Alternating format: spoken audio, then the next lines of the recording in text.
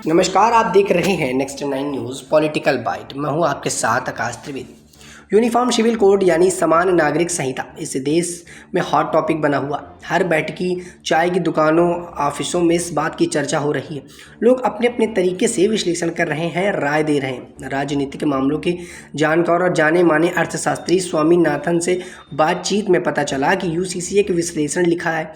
उन्होंने कहा कि सेक्युलर फंडामेंटलिस्ट के तौर पर वह सभी धार्मिक समुदाय के पर्सनल लॉ की जगह प्रधानमंत्री नरेंद्र मोदी के समान नागरिक संहिता के आह्वान का स्वागत करते हैं। इस धार्मिक समुदाय में मुस्लिम और ईसाई भी हैं। उन्होंने आगे कहा कि 1950 के दशक में हिंदू पर्सनल लॉ में सुधार के समय ही पीएम जवाहरलाल नेहरू को सभी धार्मिक समुदाय के पर्सनल लॉ में सुधार करना चाहिए था, जिससे यूसीसी का रास्ता साफ हो जाता।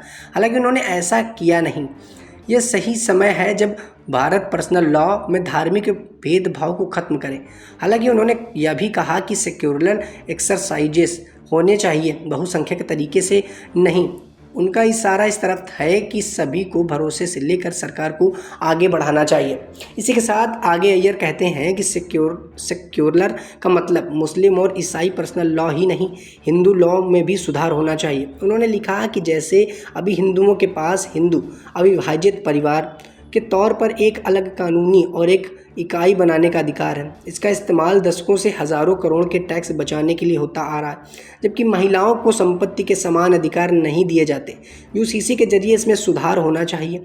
अर्थशास्त्री अय्यर ने आगे कहा कि विडंबना है कि ज़्यादातर सेक्युलर पार्टी यूसीसी से अपने कदम पीछे खींचे, जबकि हिंदू राष्ट्रवादी पार्टी समाज ने इसके लिए वकालत की। कांग्रेस और कम्युनिटी पार्टियां मुस्लिम वोट बैंक को लुभाना चाहती हैं। यह अवसरवादी राजनीति का संकेत देता है। इसके साथ ही आपको बता दें, आगे अय्यर ने कहा कि कांग्रेस और लेफ्ट पार्टियों ने सुधारों से दूरी बनाई, क्योंकि उनका मानना है कि सुधार चाहने वाले प्रगतिशील मुसलमानों की तुलना में उन्हें परमवादित मुसलमान ज़्यादा वोट दिलाएंगे। इधर बीजेपी मुस्लिमों के कथित विशेषाधिकार को खत्म कर हिंदू वोट बैंक को मजबूत करना चाहती है। वैसे मुस्लिम महिलाओं के लिए कोई विशेषाधिकार नहीं मिला हुआ है।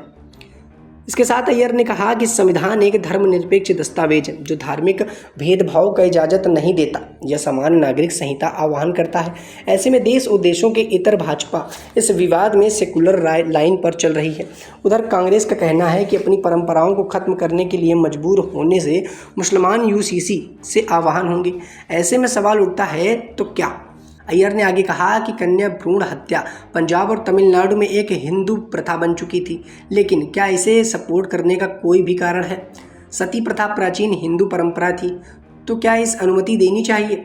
वहीं आगे कहते हुए अय्यर ने कहा कि एक समय मुसलमानों के लिए शरिया में न केवल पर्सनल लॉ बल्कि क्रिमिनल लॉ भी शामिल होते थे। चोरी के लिए उनकी अंगुलियां काट ली जाती थी और दूसरी स्त्री से संबंध रखने पर पत्थर मारकर मौत के घाट उतार दिया जाता था।